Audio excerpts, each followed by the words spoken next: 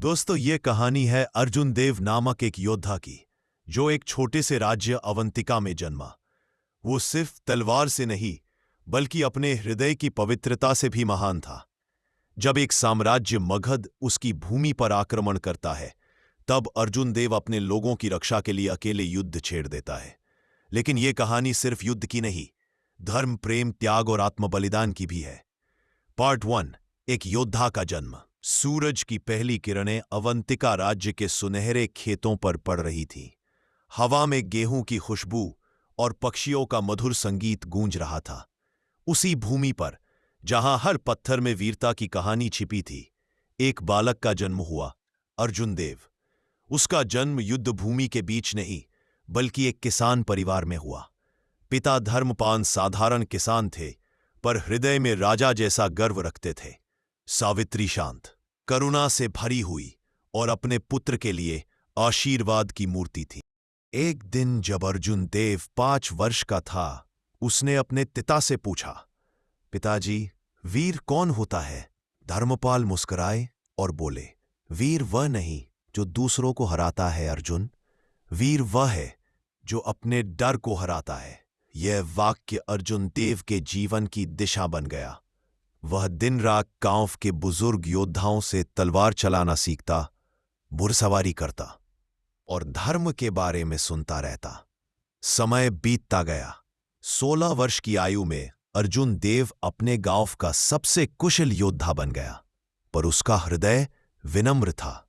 वह घायल सैनिकों की सेवा करता, बूढ़ों के लिए पानी लाता और बच्चों को धनुष चलाना सिखाता। एक अजनबी की भविष्यवाणी। एक दिन गांव में एक वृद्ध साधु आया।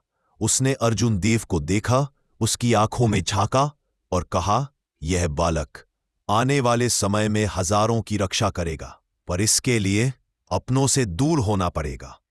गांव वाले चकित रह गए, पर अर्जुन देव ने इसे गंभीरता से नहीं लिया। परंतु किस्मत को कौन रोक सकता है? कुछ वर्षों बाद मगध साम्राज्य ने अवंतिका पर नजर डाली। राजा वीर सिंह बूढ़े थे और उनके उत्तराधिकारी अयोग्य। मगध के सेनापति भैरव केतु ने सीमा पर डेरा डाल दिया और धमकी भेजी, अगर 3 दिनों में अवंतिका ने आत्मसमर्पण नहीं किया तो हम इस भूमि को राख बना देंगे। राजदरबार में भय फैल गया। कोई निर्णय नहीं हो रहा था। तभी एक आवाज गूंजी, राजन, युद्ध से भागना अधर्म है। मैं अर्जुन देव अपने राज्य की रक्षा के लिए रणभूमि में उतरूंगा। सभी स्तब्ध रह गए। एक साधारण किसान का पुत्र, जो अब तक केवल प्रशिक्षण करता था, अब दुश्मनों से लोहा लेने को तैयार था। राजा ने कहा, बेटा, तू तो अभी जवान है, युद्ध अनुभवी सैनिकों का काम है। अर्जुन देव ने विनम्रता से उत्तर दिया, राजन, युद्ध अनुभव से नहीं, संकल्प से जीता जाता है। राजा ने उसकी आंखों में जो दृढ़ता देखी, वह किसी योद्धा से कम नहीं थी। अर्जुन देव को सेना में विशेष पद मिला। उसे 500 सैनिकों की टुकड़ी का नेतृत्व सौंपा गया। और इसी क्षण से शुरू हुआ एक ऐसा अध्याय जो आने वाले युगों तक अर्जुन देव का नाम अमर कर देगा। क्या आप चाहते हैं कि मैं पार्ट 2 आपके लिए लाऊं? अगर हां, तो आप हमारी इस मेहनत के लिए हमारे चैनल को सब्सक्राइब जरूर करें और वीडियो को लाइक एंड शेयर करें।